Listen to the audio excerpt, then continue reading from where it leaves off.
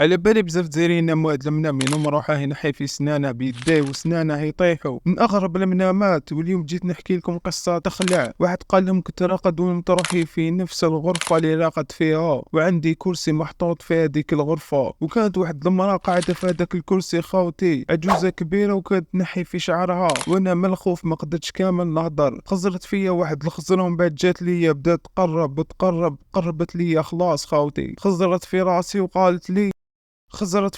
وقالت لي علاش خاوتي ما فهمتش، وبدات تبكي وتعيط وتقول علاش، وانا من الخوف ما فهمتش اذا منام ولا صح. ومن بعد فطنت خاوتي وكان قلبي يخبط بزاف، كانت من اسوأ الليالي اللي رقدت فيها. وزيد موراها حكمتني الحمى خاوتي، صح منام يخلع. كاش نهار صارت لكم شكون صارت له خاوتي يحكموا جاتهم، تحس كي شغل واحد يخنق فيك من رقبتك وما تقدرش كامل تتحرك ولا تعيط. على بالي صارت لكم كامل. كاين حكايه عليه تاني، قال لك واحد كل ما يرقد ينوم بنادم لابس كلش كحل يقرب منه، كل ما يقرب منه يزيد له وجع في صدره خاوتي، يحس كي شغل الصدر تاعو راح يطرطق واعره بزاف. كش واحد صارت له. حقنا لنهايه فيديو اليوم، ما تنساش دير جيم وابوني.